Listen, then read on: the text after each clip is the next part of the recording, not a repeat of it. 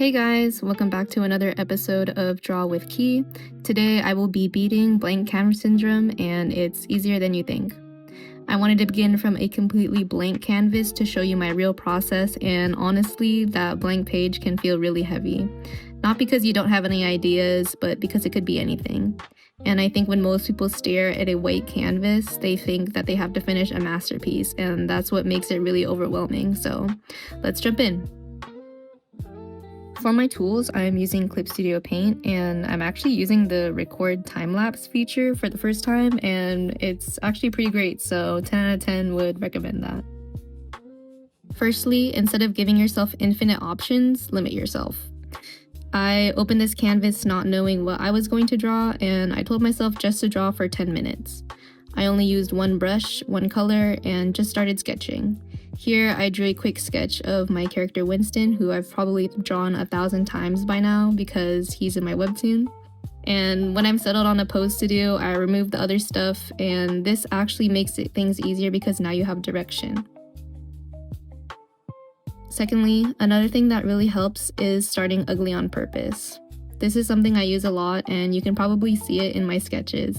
They're not great at first, and my eye isn't as developed enough to get it right on the first try, but that's okay. That's actually why I wanted to record this, to show that I'm not perfect, but I still keep going. I think a lot of people have this misconception that every single artist has everything just down pat, and they don't make any mistakes. They just draw flawlessly all the time.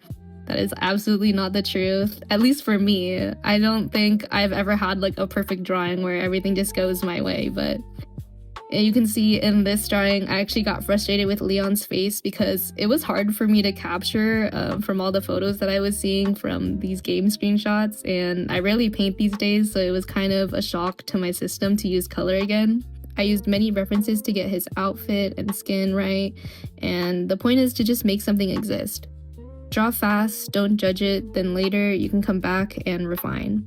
Trying to create and critique at the same time is like driving with the brakes on. It just doesn't work. So tell yourself that this drawing is allowed to be bad. You can scribble, draw without undoing, or even do a full warm-up page that no one will ever see. Most of the time, what's actually freezing you isn't a lack of ideas or skill or even talent, it's perfectionism. Thirdly, something that changed the way I work is relying on momentum instead of motivation. Don't wait until you feel like drawing, because that feeling doesn't always come.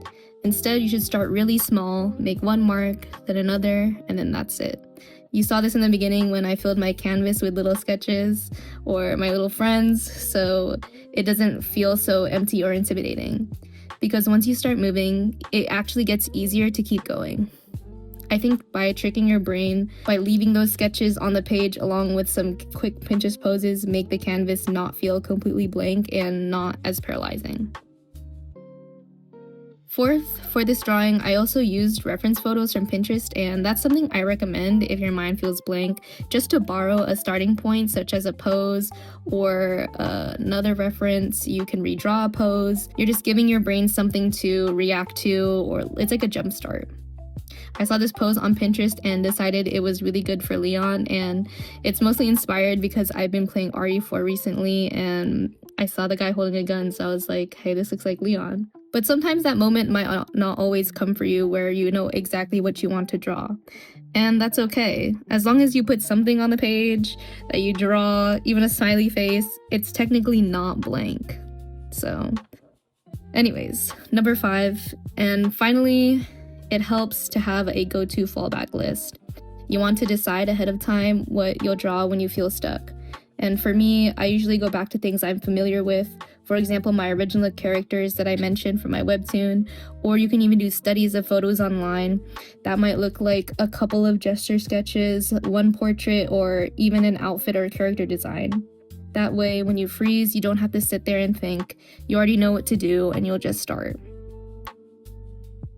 Well, those are my tips for combating blank canvas syndrome, so let me know if they work for you or your experience with it, or if you even have your own tips that you want to share, if my tips were on there for your list. But thank you for watching another episode of Draw with Key, and I'll see you in the next one.